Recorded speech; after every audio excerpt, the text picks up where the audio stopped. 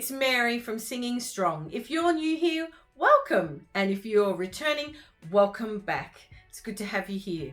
Today I just wanted to talk about the last few days that I've experienced and to share with you the importance of practice and that magical 10,000 hours that they talk about. I have to say on Friday, so today's Monday, so on Friday, I unfortunately had to take a day of leave from my work because I had vocal fatigue. We're at near the end of term for the school term, for first term here in Australia.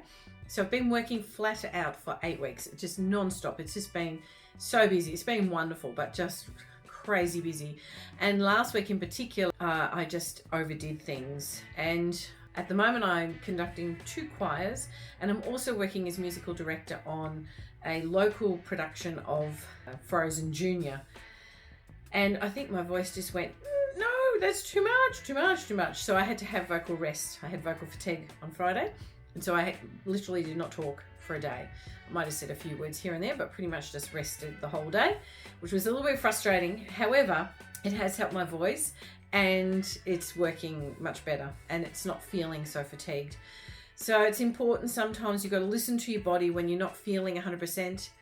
Do I need to actually take some rest? And for me, I had to take that day. So sorry to all those students that I missed out on Friday, but I'm feeling much better, thank goodness. Then on top of that, and this was probably another reason why I decided to take the day off, is because I had a weekend planned in Melbourne with my daughter and I don't get to see her very often. So for me, that was really important as well. And I wanted to be able to enjoy that and not feel absolutely wrecked. So I'm still pretty tired from the weekend, but it was a lovely weekend. My daughter has just started working at a place in Collingwood. It's called Little Company. I would highly recommend it.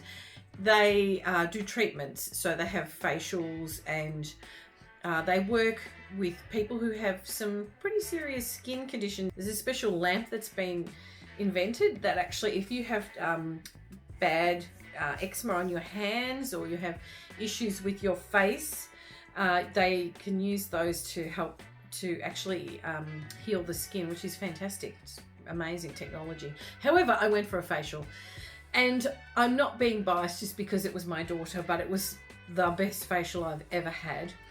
Little Company is amazing. The products are just fantastic and they tailor it to your skin needs. So I felt fantastic afterwards. Just highly recommend it. If you are in Melbourne or you live near Collingwood, highly recommend Little Company. I would suggest you go there and get a treatment. It did wonders for me. That was one of the reasons while I was in Melbourne. And the other reason was we had booked to go to the ballet to see Don Quixote. Now, I had told my daughter, because she likes the ballet, and I took her when she was about 3 to see the Nutcracker, that was quite, it was for her, it was quite cute. And then a few years ago, we went and saw Cinderella. And I enjoyed it, but I kept waiting for them to sing, Being a singer and being in multiple musicals, you're always waiting. Like, we do dance and then you also sing, but in the ballet it's just dancing. And we went and saw Cinderella and it was really lovely. Like, it was very nice, but I said to her, I'm not going to the ballet again. It's not really, I don't think it's my thing. That was how I'd put it. Anyway, my daughter there was a free concert at the My Music Bowl in the city in Melbourne, and they had a highlight section because it's their 60th anniversary. Happy anniversary, Australian Ballet. And she saw a part of Don Quixote, so they had some highlights. And she said, Mum, we just have to go. We have to go and see it. And I said, well, if we can get some cheap tickets, if there's any left, we'll go. So this was a few weeks ago. I had a look online and there were 2 tickets that I got for a fantastic price. Like, I couldn't believe it. It was in the stalls and it was near the back on the side. And I thought, well, for the amount we're paying, if we can see well enough, it'll be fine. So I said, okay, so we booked the tickets. So we went to Don Quixote on Saturday night. And I have to say, I was blown away. It was absolutely incredible. Not only did the seats turn out to be quite good, so even though they were like really cheap seats, we actually could see quite well. And the 2 seats in front of me, so I was on the end and then the next rows sort of stuck out a bit more. So there were 2 seats here and the one in front of me was empty the whole night. And then the one beside that, the director of the Australian Ballet was sitting in, and he kept popping in and out. There was a couple of intervals in the show, and he just, as the act finished, he'd run out and then he'd come back. And yeah, so we knew he was the director because he actually introduced the performance. It was the last night in Melbourne. So if you're thinking, oh, I'd like to go and see Don Quixote, sorry, it's not on in Melbourne anymore. They have got a live stream on the Australian Ballet website. You can actually pay to see a performance of it. However, I don't think it'd be quite the same as being there. There's something about being at a live performance. That's one takeaway from this video. There's nothing like live performance. And I've said this before, if you can get an opportunity to go and see something, I highly recommend you do that, because there's nothing like live performance. It's just amazing. Anyway, we knew he was the director because he introduced the ballet, and I didn't know this. It was actually a remake of the movie of Don Quixote that was made in the 70s with Rudolf Nureyev choreographing, and Robert Helpman, I think, was also the director. And the movie that they made in the 1970s, they actually filmed it at Essendon Airport. So it's a local production. So the props and the sets from the movie were actually used on the stage. But it was just, the costumes were amazing, absolutely beautiful.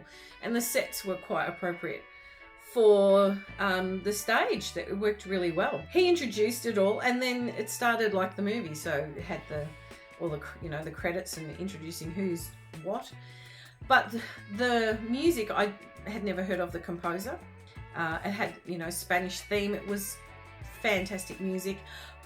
We had a little highlight for us. My husband actually teaches brass instruments, and the chap who was playing the tuba was someone who he had taught.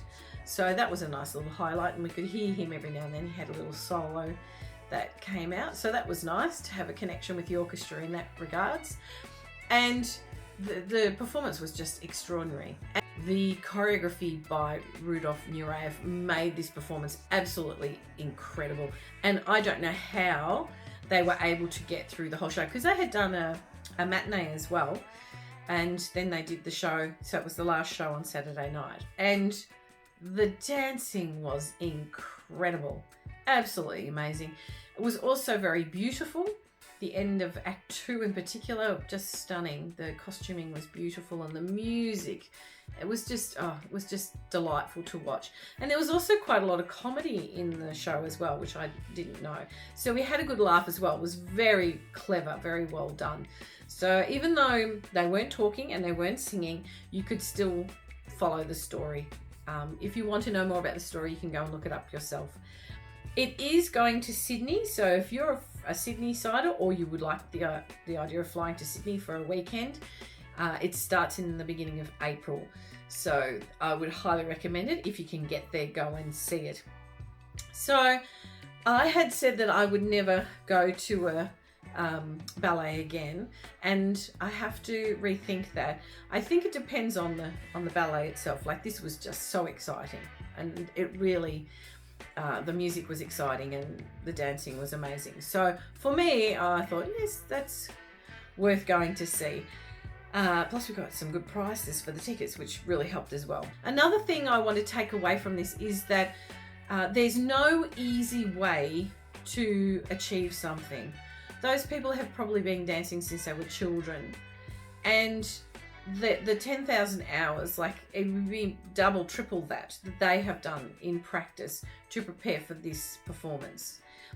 And I think sometimes we want an easy, quick fix, particularly in singing, because we can use our voice, we talk all the time. Most people can sing to some degree. We've sung Happy Birthday, we've done something.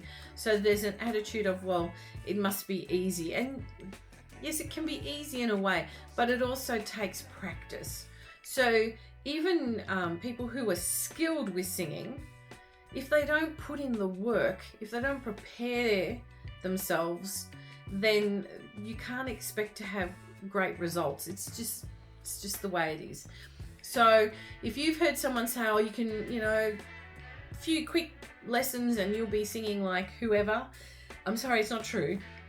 You might be able to sing a lot better, but in terms of performance, it's a time thing. You have to do it a lot. You need to practice. You need to practice performing. You need to learn your music. You need to have an understanding of musicality, beat, rhythm, all that sort of thing. So my takeaway from this weekend in particular is go practice. Go practice.